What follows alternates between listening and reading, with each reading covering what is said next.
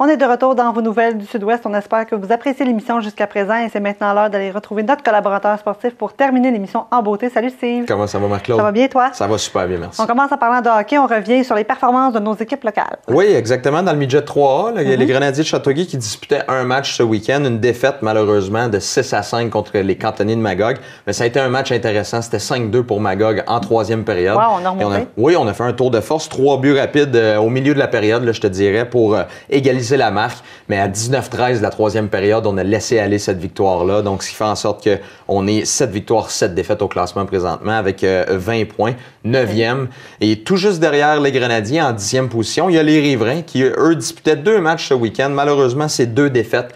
Une au compte de 5-3 contre le Blizzard du Séminaire Saint-François et une autre au compte de 3-1 contre les Gaulois de Saint-Hyacinthe. Et ce qui fait en sorte qu'on est maintenant 6 victoires, 10 défaites.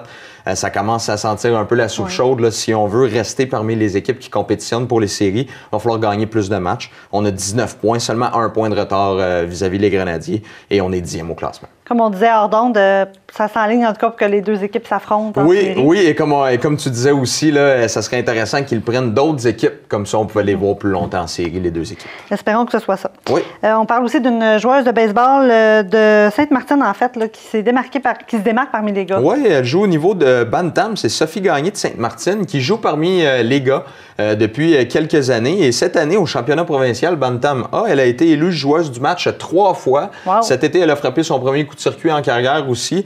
Donc, comme quoi que c'est la même chose qu'au hockey, hein, au baseball. C'est pas parce qu'une fille est dans l'équipe que nécessairement elle est moins bonne. Si elle est capable de jouer, elle mérite sa place. Et puis, oui, c'est ça. C'était le championnat provincial qui se déroulait du 28 au 30 juillet à Gatineau. Et puis ensuite, elle a fait partie de certaines compétitions avec Équipe Québec. Au niveau féminin, cette fois-ci, il y a une équipe féminine. C'est ce qui est très intéressant.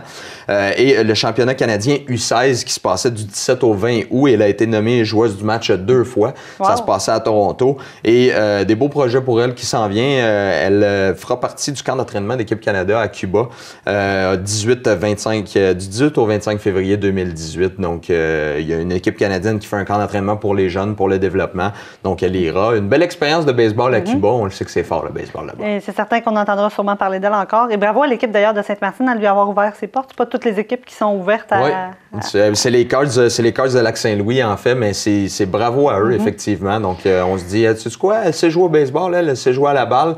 Ça me dérange pas que ce soit une femme. Ah ouais, viens. Voilà, donc c'est une belle ouverture d'esprit. Et on termine en parlant d'une femme de Beauharnois qui fait du bodybuilding. Oui, Josée Villemur de Beauharnois, 45 ans, qui a remporté une compétition, la première place de la catégorie Pro Figure. Pro Figure, ça reste dans le bodybuilding, mais c'est un peu moins du bodybuilding, c'est ce qu'elle disait.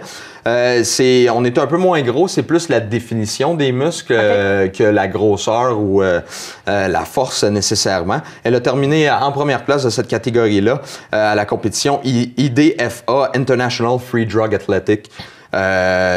Elle expliquait que c'est une préparation d'environ 12 à 16 semaines pour ce genre de compétition-là. Et puis, bien entendu, il faut être bien alimenté, il faut être extrêmement discipliné.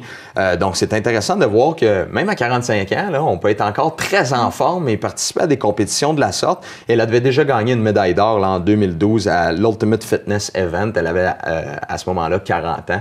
Et c'est ça qu'elle disait à la journaliste du Soleil de Châteauguay. C'est pas parce qu'on a 40-45 ans qu'on peut pas être en forme. Donc, c'est très intéressant. Un bon exemple de mise en forme. En effet. Donc, merci Steve. C'est toujours intéressant tes nouvelles. On te reparle la semaine prochaine. Oui, sans faute.